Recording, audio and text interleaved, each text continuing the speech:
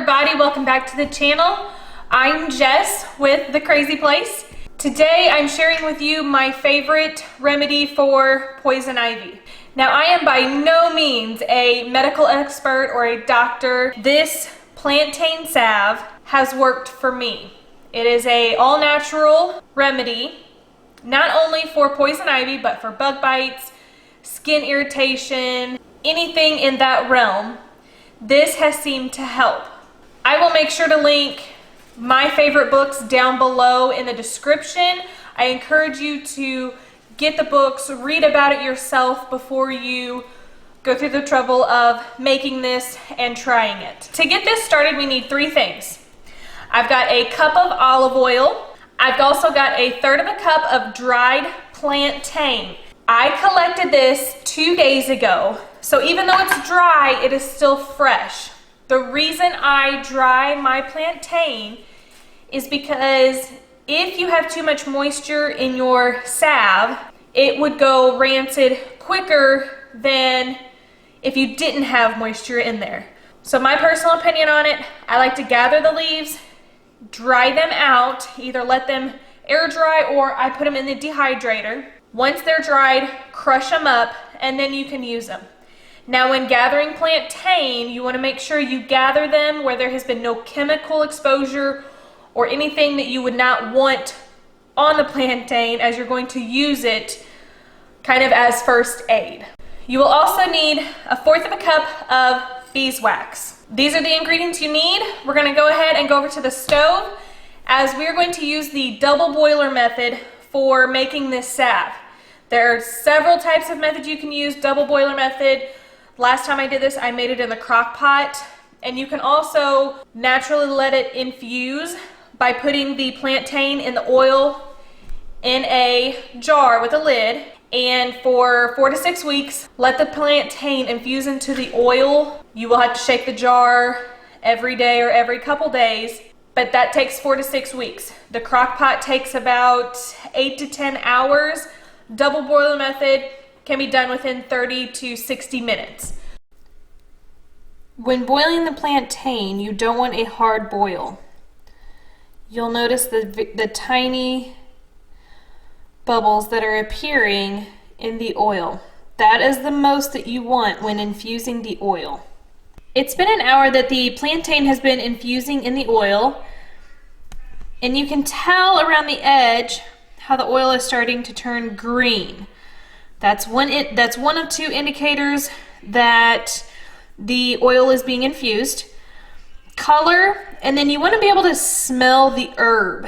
I know you can't smell it, you'll just have to take my word for it, but it does have an herby, grassy smell to it. I'm going to go ahead and let this set for another hour on the lowest heat setting. After that hour, we will come back, add the beeswax, and continue the process of making salve. Our oil has infused for 2 hours. The next step is to strain the plantain from the oil. I just have a mesh strainer here. We'll see how much it catches. If we still have particles down in the oil, I will get a cheesecloth out, put it inside of it to strain it even more. Look at the green color we have on the salve. That is perfectly infused oil. I've got a few more particles in there. I'm going to strain this again using some cheesecloth, and we'll move on to the beeswax.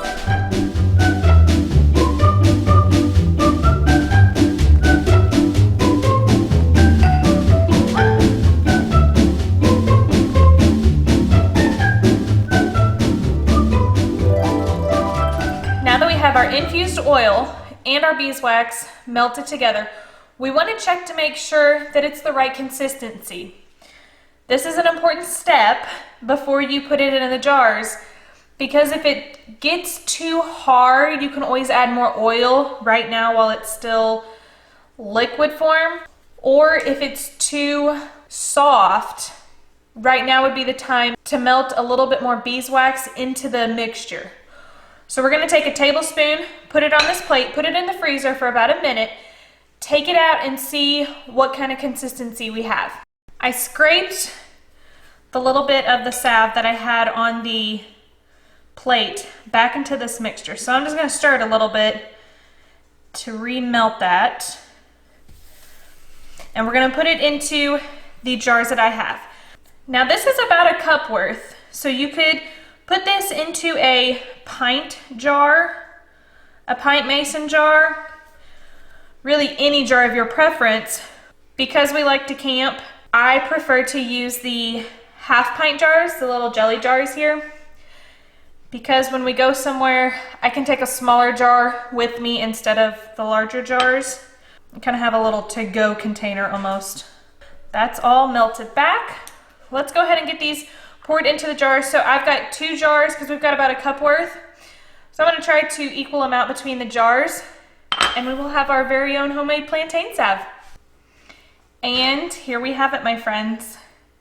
We have got 2 half pints of plantain salve. We're gonna let these cool.